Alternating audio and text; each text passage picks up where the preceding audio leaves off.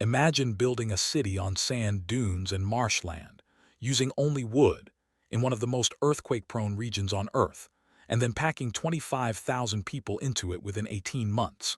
Now imagine doing this with no fire department, no building codes, no water system, and no urban planning whatsoever. Finally, imagine filling that city with drunk, armed men who cook with open flames and light their buildings with candles.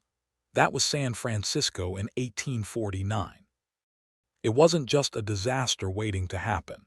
It was a disaster that happened 6 times in 18 months. The city burned to the ground completely 6 different times between December 1849 and June 1851.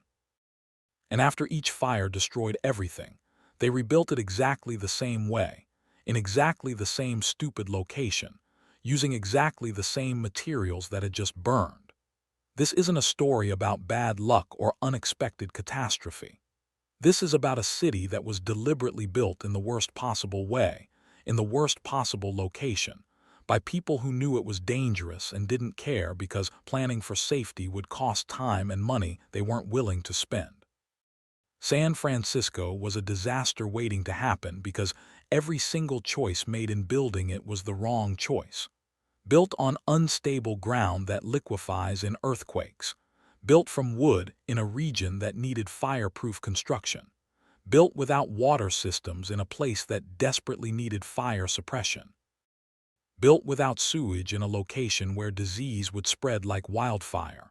Built with no law enforcement in a city filling with criminals and desperate men. Built with no thought to tomorrow because everyone expected to get rich today and leave. The disasters weren't accidents. They were inevitable consequences of greed, short-term thinking, and the complete absence of planning or governance. And when those disasters came, fires, earthquakes, disease, crime, collapse, they killed thousands of people who died because San Francisco was built to fail.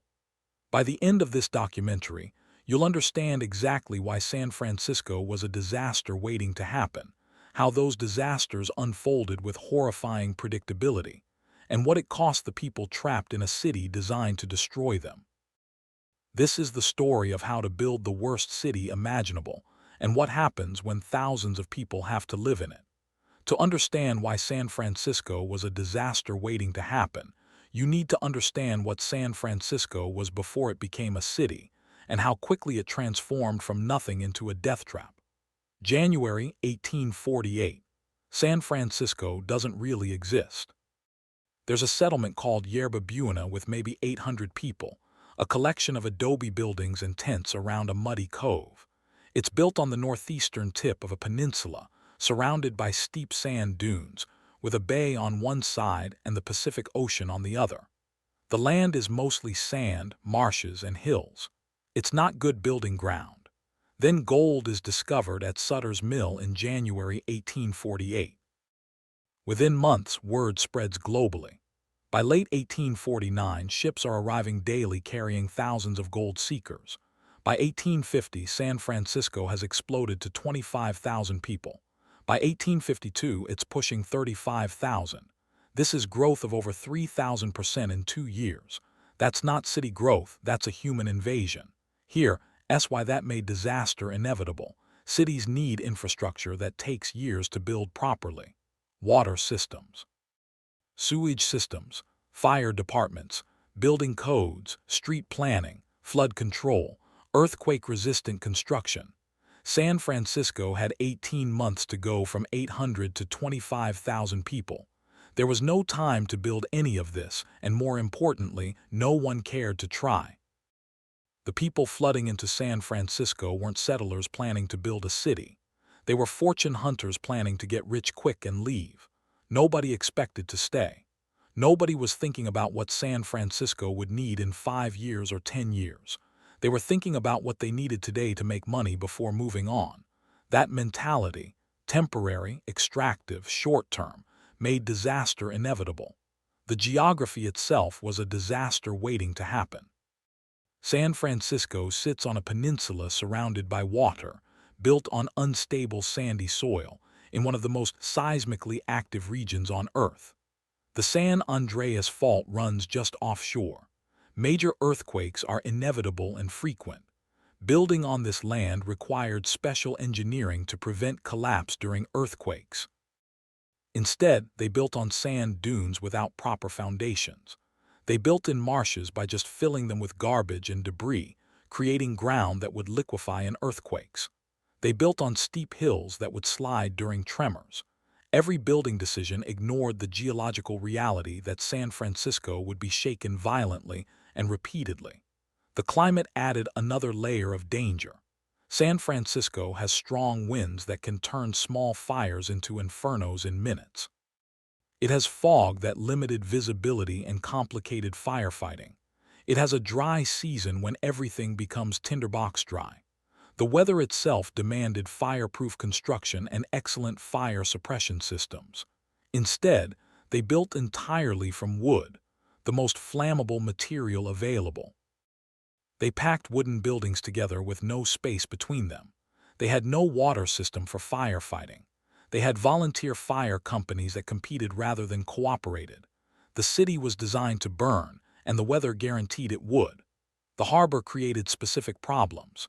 Ships arrived carrying thousands of people, but many ships were abandoned when crews deserted for the gold fields. These abandoned ships were pulled into the shallow parts of the bay, buried in landfill, and built over. The solid ground of downtown San Francisco was actually rotting wooden ships covered with trash and sand. This meant the downtown was built on the most unstable ground imaginable, organic material that would compress, rot, and liquefy in earthquakes. When fires burned hot enough, the buried ships would catch fire underground, making fires impossible to fully extinguish. The foundation of the city was literally garbage and rotting wood. The lack of governance made everything worse. California wasn't even a state until 1850, and San Francisco's first city governments were jokes, corrupt aldermen more interested in embezzling funds than building infrastructure. There was no building inspection, no planning department, no public works, no enforcement of even basic safety standards. This meant anyone could build anything, anywhere, however they wanted. Want to build a wooden structure inches from your neighbor with no fire break? Go ahead. Want to build on unstable fill without a foundation? No problem. Want to open a business using open flames in a wooden building? Nobody's stopping you. The population composition guaranteed chaos and danger. San Francisco in 1849-1851 was overwhelmingly young, single men, often criminals, deserters, gamblers, and desperados. The gender ratio was sometimes 50-1 or worse. These weren't families planning communities.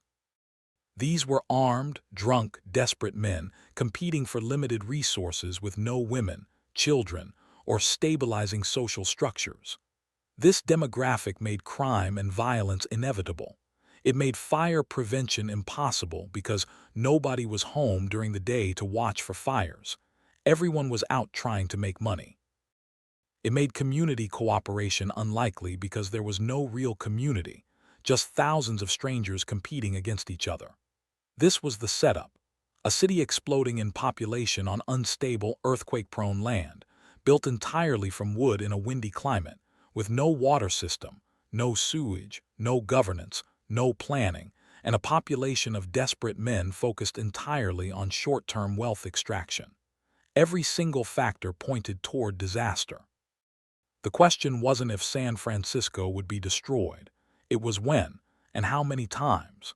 Living in disaster-prone San Francisco meant confronting the city's fundamental unsafety every single day, in ways that made basic survival a gamble against infrastructure that was designed to fail. You needed a place to sleep. In a properly built city, buildings have foundations, meet safety codes, and are inspected for structural integrity. In San Francisco, your building was probably thrown up in 3 days by someone who'd never built anything before, using salvaged lumber with no foundation, sitting on sand or fill that would shift and sink. The buildings had no proper footings. They de-sink into the sandy soil unevenly, tilting and cracking. During rains, Entire buildings would slide down hills as the saturated sand gave way. You'd go to sleep wondering if your building would collapse during the night, and sometimes they did. People were crushed in their beds when structures failed. The buildings were also fire traps by design. Wooden construction, packed together with sometimes inches between buildings. Heated by wood stoves and coal fires. Lit by candles and oil lamps. A single spark could ignite your building, and once it caught fire, it would spread to every building around it within minutes because there was no space between them. You couldn't feel safe at night because fire was an ever-present threat. San Francisco had major fires constantly, not just the 6 great fires, but dozens of smaller fires that destroyed blocks at a time. You'd go to bed knowing that fire could break out anywhere, spread uncontrollably, and destroy your building before you could escape. People burned to death in their beds regularly. The streets themselves were disasters. Built on sand dunes and filled marsh, the streets had no proper base. When it rained, they became impassable mud pits where horses and wagons would sink up to their axles. The city tried to solve this by dumping anything available into the streets: rocks, garbage, old ship parts, animal carcasses, anything to create a surface. Walking through San Francisco meant navigating layers of rotting organic material, broken glass, rusty metal, and filth. The streets were breeding grounds for disease. The stench was overwhelming: rotting garbage, human waste, dead animals, and industrial pollution all mixed together in the mud you walked through daily. The water situation was a disaster waiting to happen. There was no public water system initially. Private water companies sold water at extortionate prices, 50 cents for a bucket, about $15 today. The water was often contaminated, pulled from sources polluted by mining runoff and urban waste. You'd pay a fortune for water that could kill you with cholera or dysentery. For firefighting, this was catastrophic. When fires started, there was no water pressure, no hydrants, no reliable supply. The volunteer fire companies would form bucket brigades from the bay or from private wells, but this was useless against major fires. The city was built to burn without adequate water to fight fires. The sanitation disaster created constant health emergencies. There was no sewage system. People used outhouses or chamber pots that were dumped into the streets. Human waste mixed with the mud, flowed into the same wells people drew drinking water from, and contaminated the bay where water companies drew supply water. This guaranteed epidemic disease. Cholera, typhoid, dysentery, all spread through fecal contamination of water. The lack of sanitation infrastructure meant San Francisco was constantly on the edge of epidemic, and regularly tipped over that edge when disease would sweep through, killing hundreds.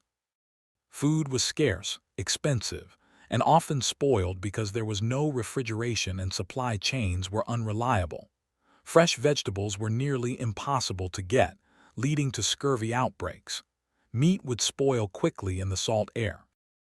Merchants would sell rotten food because there were no health inspections and desperate people would buy it anyway. You'd eat food knowing it might be contaminated or spoiled, because the alternative was starvation. The lack of food safety regulation and reliable supply made even eating a risk in disaster-prone San Francisco. The weather itself became more dangerous because of how the city was built. The strong winds that are normal in San Francisco became deadly when everything was flammable and packed together. A wind-driven fire could race through wooden buildings, jumping from block to block faster than people could flee. The fog that's characteristic of San Francisco made navigation dangerous in a city with no street lights and randomly laid out streets. People would get lost in their own neighborhood when fog rolled in at night. The fog also made firefighting harder because fire companies couldn't see where fires were spreading. The earthquakes that San Francisco experiences regularly became catastrophic because of the construction. Buildings with no proper foundations would collapse. Structures built on fill would sink or topple. Chimneys would fall through roofs, starting fires. The same earthquake that would be moderate damage in a properly built city would cause collapse and fire in San Francisco's disaster-prone construction. You'd live knowing that an earthquake could hit at any moment, and when it did, your poorly built building on unstable ground would likely collapse or catch fire. There was no earthquake safety because the entire city was built wrong.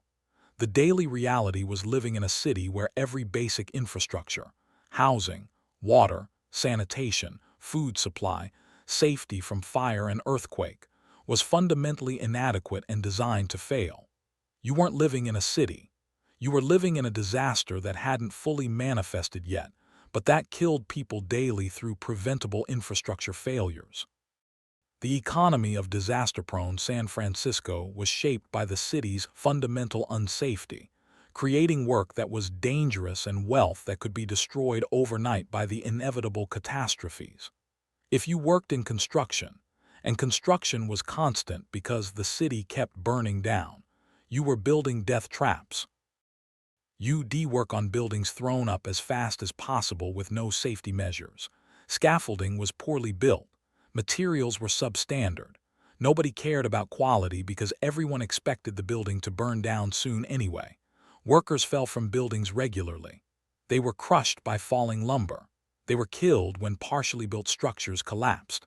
There was no workers' compensation, no safety regulations, no accountability when construction killed people. You worked knowing that construction in San Francisco was more dangerous than it needed to be because the disaster-prone city demanded speed over safety. The wages were high. Construction workers could make $15.20 per day, about $500 to $600 today. But that was because the work was deadly and the cost of living was insane. You make high wages and still barely survive because everything in disaster-prone San Francisco cost a fortune. A room in a boarding house cost $200 per month, about $6,000 today. A simple meal cost $3, about $90 today. Boots cost $50, about $1,500 today. The disaster-prone nature of the city meant constant scarcity as fires destroyed supplies, earthquakes disrupted shipping, and the chaotic environment prevented stable supply chains. If you worked on the waterfront, loading and unloading ships in San Francisco's chaotic harbor, you faced different disasters. The wharves were built on pilings driven into mud, constantly rotting and collapsing. Workers would fall through broken planking into the water and drown. Cargo would crush people when makeshift cranes failed. The harbor itself was a graveyard of abandoned ships, creating navigation hazards. Ships would run aground on sunken vessels. Fires on the waterfront would spread to the ships, creating floating infernos. The waterfront was disaster-prone like the rest of the city, built fast and cheap with no safety considerations. If you were a merchant or shopkeeper, you lived knowing that fire could destroy your entire inventory and business overnight. And it did, repeatedly. The 6 Great Fires destroyed thousands of businesses, wiping out merchants completely. Some rebuilt multiple times. Others went bankrupt and joined the desperate poor. The disaster-prone nature of the city made business planning impossible. You couldn't build stable supply chains because the city kept burning. You couldn't invest in permanent infrastructure because earthquakes and fires would destroy it. You couldn't plan for next year because you might not survive next month. The wealth inequality that developed was extreme and unstable. A merchant could be wealthy one day, then lose everything in a fire the next night and become destitute. The disasters redistributed wealth randomly, not based on merit or work, but based on whether your building happened to burn in the latest fire. The poor in San Francisco lived in the worst conditions in the most disaster-prone parts of the city. They'd shelter in tent cities built on the most unstable fill, in the areas most likely to flood or catch fire. When disasters struck, they had nothing to lose and no ability to rebuild. They'd just become more desperate. The unemployment that resulted from the repeated disasters was crushing. When major fires destroyed businesses, thousands would be thrown out of work overnight. There was no unemployment insurance, no welfare, no support system. Men who'd been employed and stable would become homeless and desperate within days of a major fire.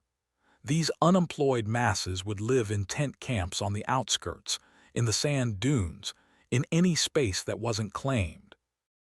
They'd beg, steal, or starve. The disaster-prone city created waves of desperate poverty every time catastrophe struck, and catastrophe struck constantly. The real estate speculation that dominated San Francisco's economy was shaped by disaster. Land values would swing wildly based on fires and rebuilding. A lot worth $1,000 might be worth $100 after a fire destroyed the neighborhood, then $5,000 when the area rebuilt. Speculators made and lost fortunes based on predicting where disasters would strike and where rebuilding would happen. This speculation meant land went to those who could manipulate the disaster-prone market, not to those who could build safely or sustainably. The people getting rich were those who understood that disaster was inevitable and profited from the chaos, not those trying to prevent disaster. The banking system was just as disaster-prone as everything else. Banks would operate for months or years, then collapse when fires destroyed their physical locations and records, or when runs happened during crises. Depositors would lose everything because there was no deposit insurance or regulation.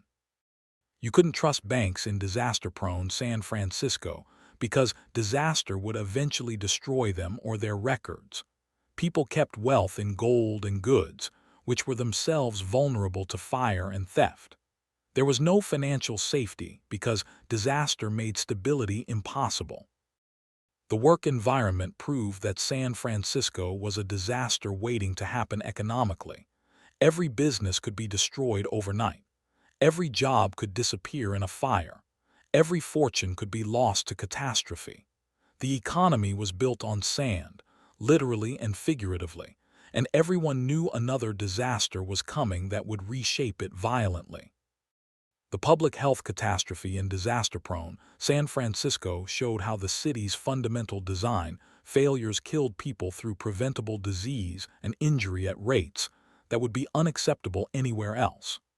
Cholera hit San Francisco hard in 1850, killing hundreds in the poorly tracked outbreak. The disease spread through contaminated water, and San Francisco's lack of sanitation infrastructure made contamination inevitable. Human waste mixed with drinking water sources. Wells were dug near privies. The bay where sewage was dumped was the same bay where water was drawn. This wasn't an unavoidable epidemic. It was the predictable result of building a city with no sewage system. Cholera is a waterborne disease prevented by separating drinking water from sewage. San Francisco's disaster-prone infrastructure guaranteed this wouldn't happen, so cholera killed people who would have lived in a properly built city. The fires themselves killed and injured thousands over the years. People burned to death trapped in buildings. They were crushed by collapsing structures. They died from smoke inhalation. They suffered terrible burns and died days or weeks later from infection because medical care was primitive. During fires, the injury toll was enormous. People would jump from burning buildings and break bones. They'd be trampled in the panic as thousands fled. They'd suffer smoke damage to their lungs that would kill them slowly. The fires that resulted from San Francisco's disaster-prone construction killed people in horrifying ways. The aftermath of fires created its own health disaster. The ash and debris contained toxic materials, lead paint, chemicals, burnt organic matter. People would breathe this for weeks during cleanup, damaging their lungs. The disruption to water and food supplies would cause disease and malnutrition. The city would barely recover from one fire's health impact before the next fire struck, creating cumulative public health damage that a disaster-free city wouldn't experience. Dysentery was chronic and often fatal because of the contaminated water and terrible sanitation. Almost everyone in San Francisco had dysentery at some point. It would weaken people, make them vulnerable to other diseases, and kill the already weak. Children, elderly, and sick people died from dysentery in huge numbers. Again, this was preventable. Dysentery is a sanitation disease. Properly built cities with sewage systems and clean water don't have epidemic dysentery. San Francisco had epidemic dysentery because it was built to be a public health disaster. The construction and fire-related injuries were constant. Workers crushed by falling materials, people trapped in collapsing buildings, burns from the frequent fires, smoke inhalation damage. The disaster-prone nature of the city meant injuries that other cities would see occasionally. San Francisco saw daily. The medical system was completely inadequate for the disaster-level injury and disease rates. There were few trained doctors and fewer hospitals. During and after major fires, injured people would overwhelm the minimal medical capacity. Many died because there was simply no medical care available when thousands were injured simultaneously. The disasters created specific injury patterns: earthquake-related injuries from collapse and falling debris, fire-related burns and smoke inhalation, flood-related drowning when heavy rains turned streets into rivers. The variety of disasters meant medical providers had to deal with every type of trauma, often simultaneously. The mortality rate in early San Francisco was staggering. Possibly 20–30% of residents died within a few years. This wasn't normal frontier mortality. This was disaster-level death rates caused by a city designed to kill its residents through preventable infrastructure failures. Young men in their 20s and 30s, the healthiest demographic, were dying in huge numbers from disease, fire, accident, and violence. In a properly built city, these men would have survived. In disaster-prone San Francisco, they died because every system that should have protected them had failed. The death toll from the 6 Great Fires alone was in the hundreds, probably over 1,000 if we count indirect deaths from injury, disease, and disaster aftermath. But the fires were just the most dramatic disasters. The daily toll from disease, accidents, and the general unsafety of disaster-prone infrastructure killed far more. Bodies were often disposed of hastily because the disaster-prone city was always dealing with new emergencies. During fires, corpses might be buried in mass graves or even left in the ruins. Disease victims were buried quickly to prevent spread. The city kept minimal records, so thousands died and were never properly counted or identified. The public health disaster proved that San Francisco was a disaster waiting to happen medically. The infrastructure failures guaranteed disease. The poor construction guaranteed fire injuries. The lack of medical capacity guaranteed many would die who could have been saved. The city was designed to kill its residents, and it did, in preventable ways, in numbers that shocked even people accustomed to frontier hardship. The lawlessness in disaster-prone San Francisco showed how the city's chaos and constant emergencies made crime and violence inevitable and largely unpunished. The police force was a joke, maybe a dozen officers for 25,000 people, making effective law enforcement impossible. Entire neighborhoods were unpoliced. Criminals operated openly because they knew there was almost no chance of arrest. The disaster-prone city couldn't maintain order because it couldn't maintain anything. When fires struck, law enforcement completely collapsed. During the chaos of major fires, gangs would deliberately set new fires to create more confusion, then rob fleeing residents and loot abandoned buildings. The Sydney Ducks, a gang of Australian criminals, were notorious for arson and robbery operations during fires. This was crime enabled by disaster.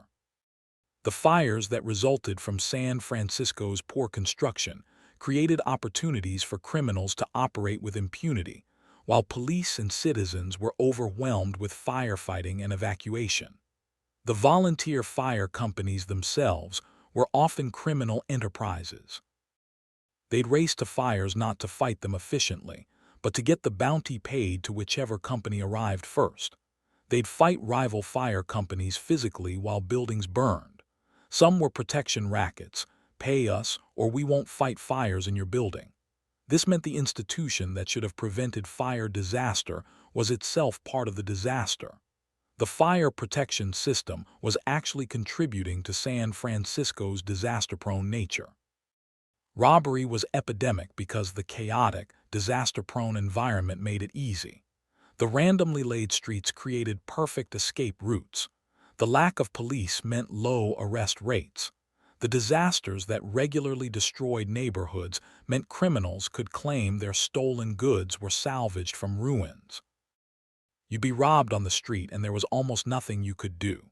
Report it to police who wouldn't investigate. Pursue the robber yourself and risk being killed.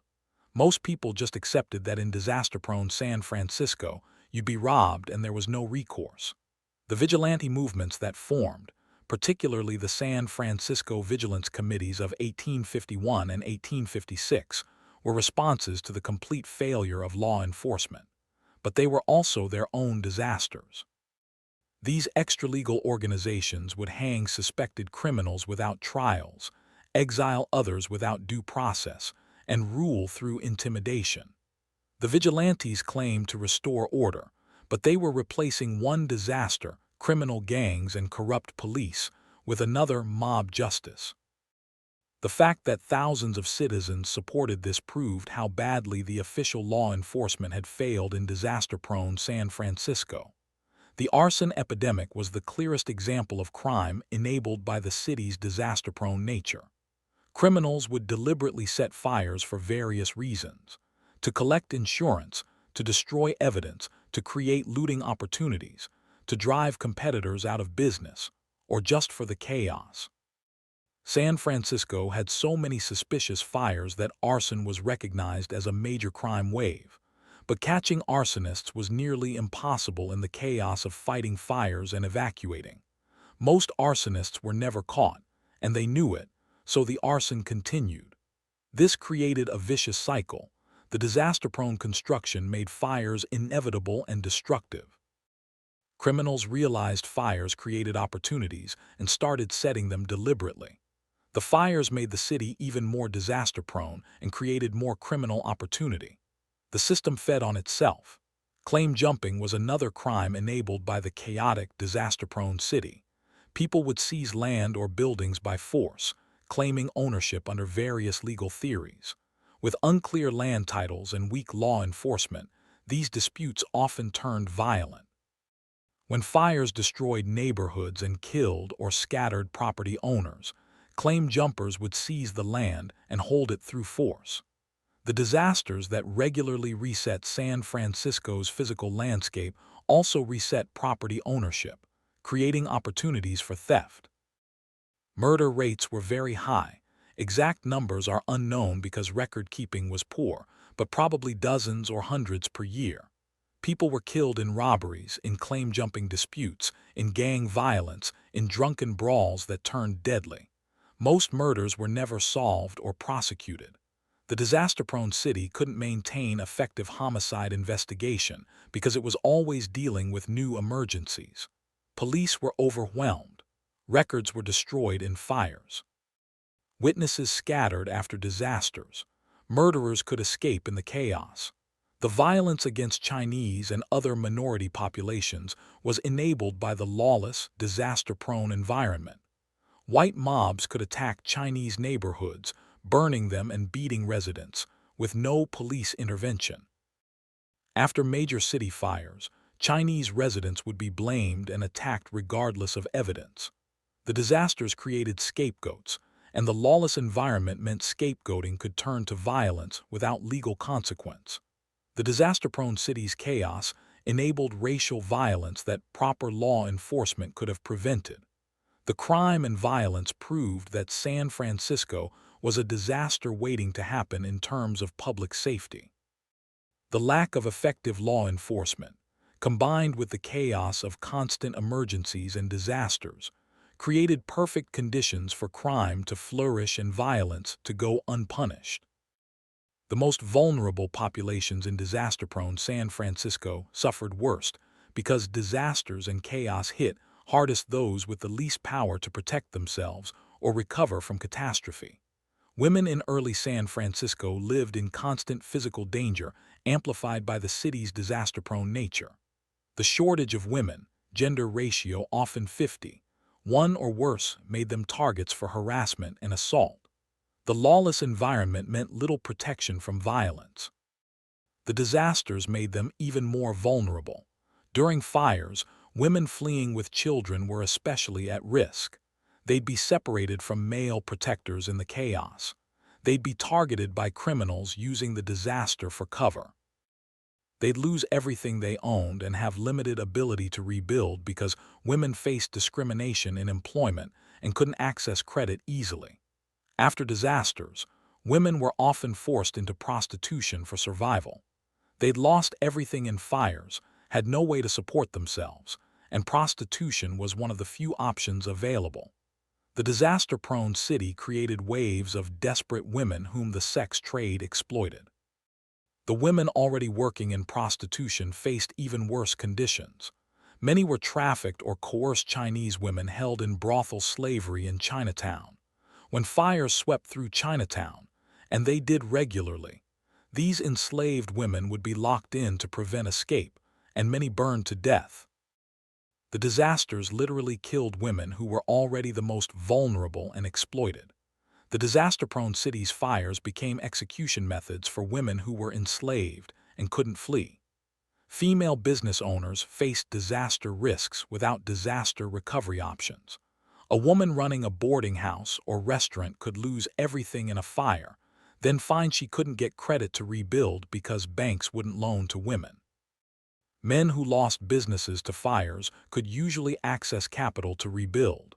Women often couldn't. This meant disasters impoverished women permanently while men could often recover. The disaster-prone city's repeated catastrophes destroyed female economic independence repeatedly.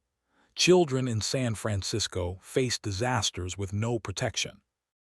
There were no schools or child services to provide safety during emergencies. When fires struck, children would be separated from parents in the chaos. Some would die in fires. Others would become orphans when parents died. The orphans created by disasters had no safety net. Some charitable organizations tried to help, but they were overwhelmed by the scale of need. Many orphaned children ended up on the streets, begging or stealing to survive, vulnerable to exploitation and abuse. The disaster-prone city created waves of child victims every time catastrophe struck, and provided no system to protect or care for them. Child labor was common and made more dangerous by the disaster-prone environment. Children worked in businesses that regularly burned down, killing child workers. They worked construction jobs rebuilding after fires, falling from scaffolding or being crushed. The disasters made already dangerous child labor even deadlier. The Chinese immigrant community faced disaster with systematic discrimination that made recovery nearly impossible. Chinese neighborhoods were built in the worst parts of the city on the most unstable, flood-prone, fire-prone land. When disasters struck, Chinese areas were hit hardest. After fires destroyed Chinatown, white authorities would often try to prevent rebuilding there, seizing the land for other uses. Chinese residents who'd lost everything would also lose their neighborhood, with no compensation and no recourse. The fires in Chinatown were often blamed on Chinese residents regardless of actual cause. This would lead to violence against Chinese people after fires. The disaster-prone city's catastrophes became pretexts for racial violence and discrimination. During disasters, Chinese residents received no help from authorities. They couldn't rely on police protection during fires. Police often didn't respond to fires in Chinatown. They couldn't access disaster relief. What little existed was reserved for white residents.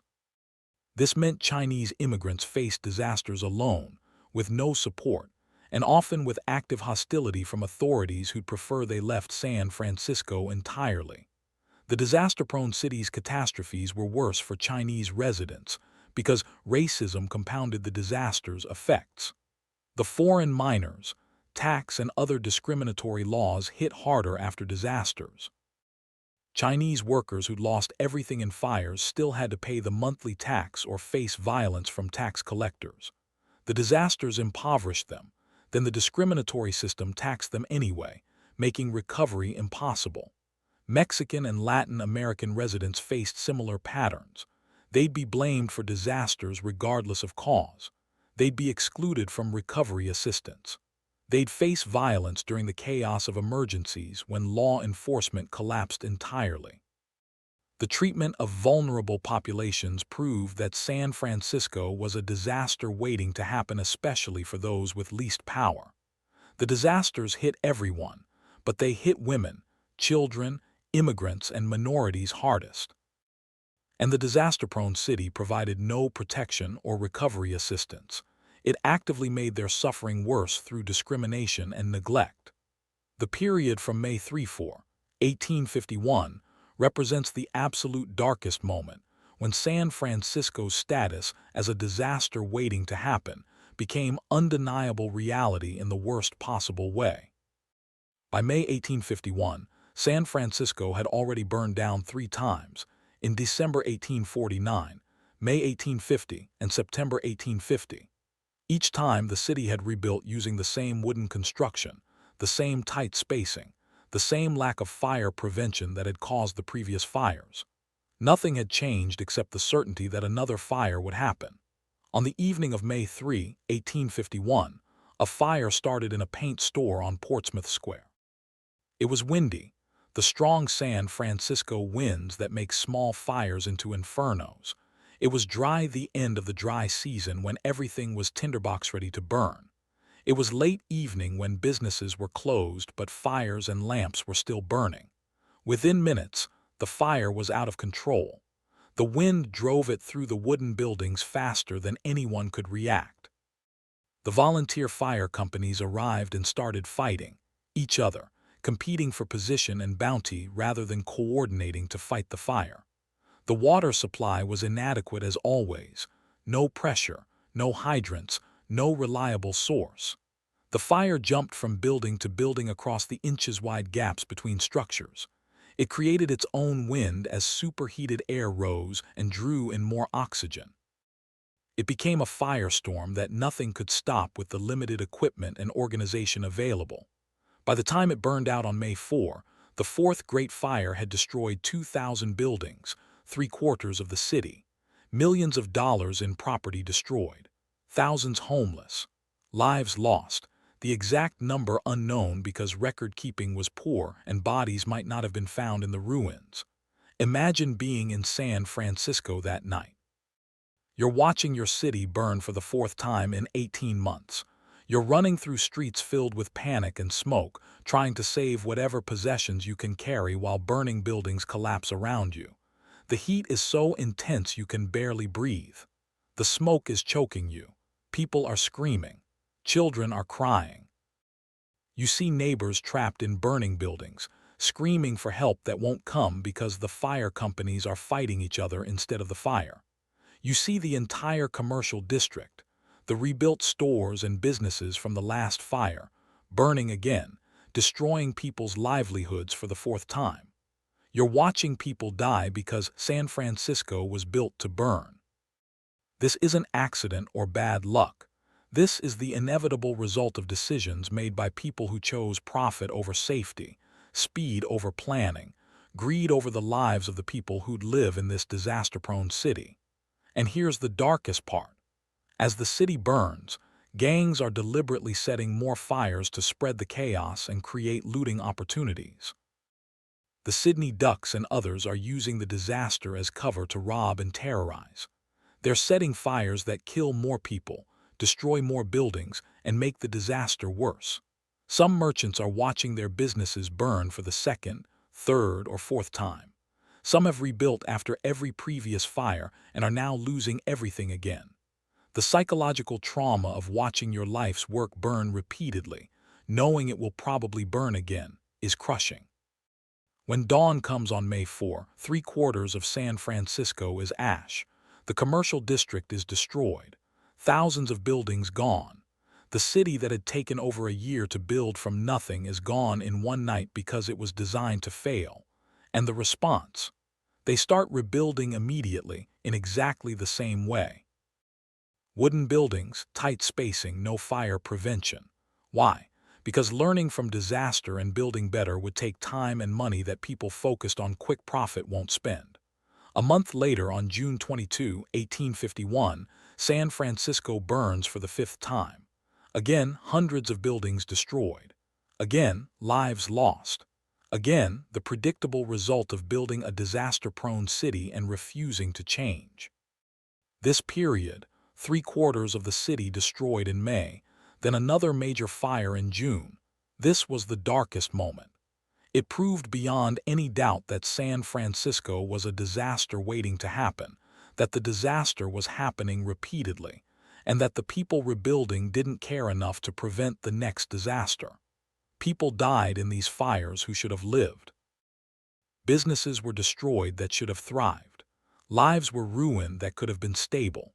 All because San Francisco was built wrong, and even after disaster proved it was built wrong, it was rebuilt wrong again and again. The difference between disaster-prone early San Francisco and modern San Francisco is the difference between a city designed to fail and one built to survive, though the threat never went away.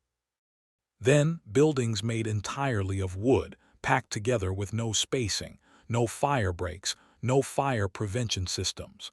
They burned down 6 times in 18 months, killing hundreds and destroying thousands of structures.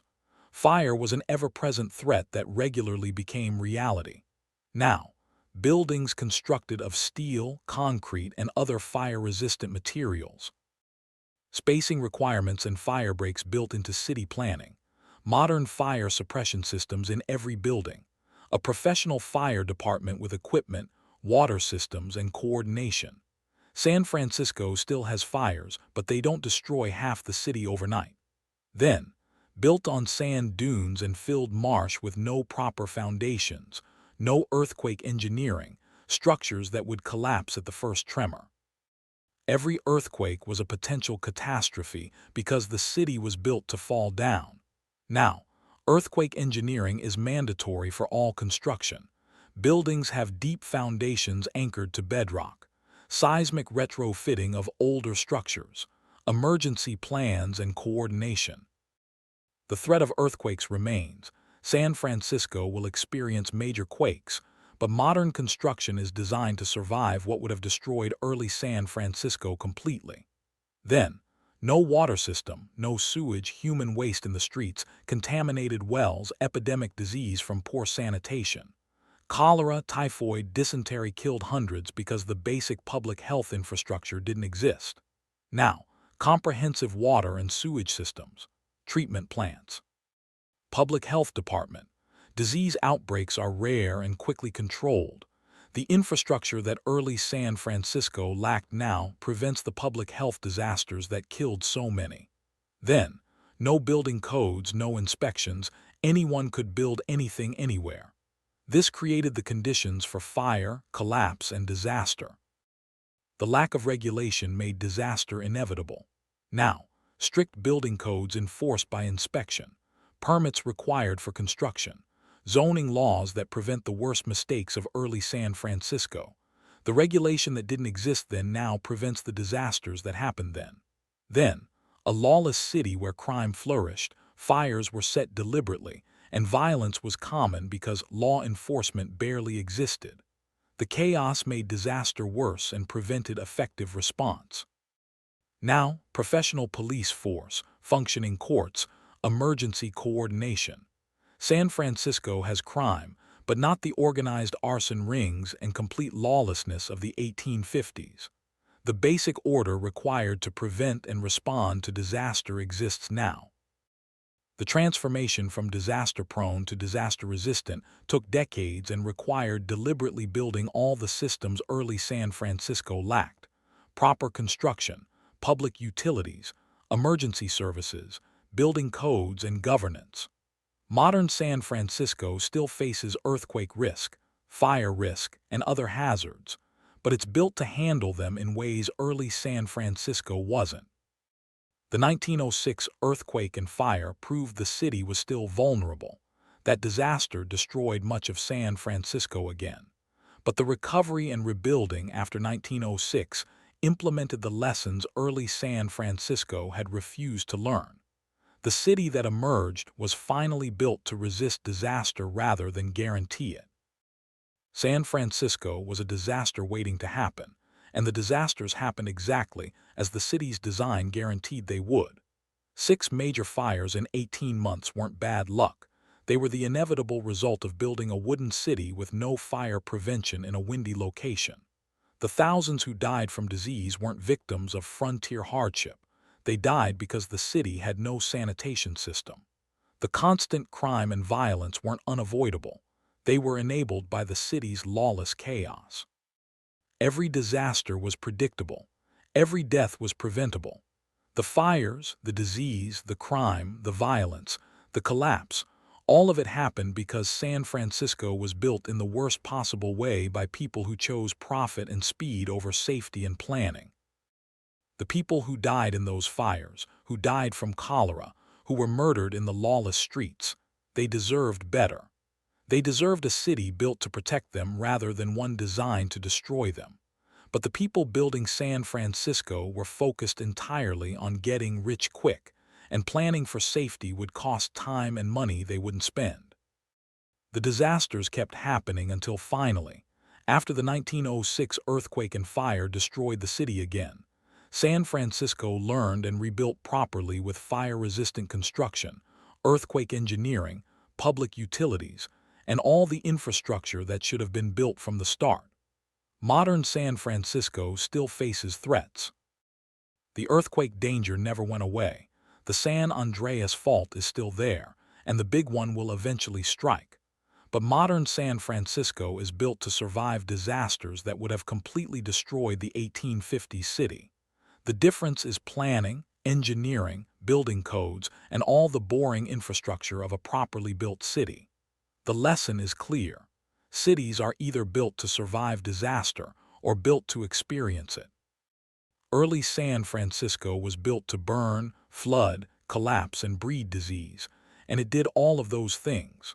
Modern San Francisco is built to resist disaster, and while it's not perfect, it's not a disaster waiting to happen like the early city was. Remember the people who died in early San Francisco's preventable disasters when someone argues against building codes, safety regulations, or public infrastructure. Those systems exist because their absence killed thousands of people in a city that was designed to fail.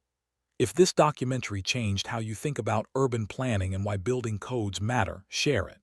And if you want to understand how other cities learned, or failed to learn, from their own disasters, stick around. Every state has its disaster history, and every history teaches us something about building cities that protect people rather than kill them. Thanks for watching.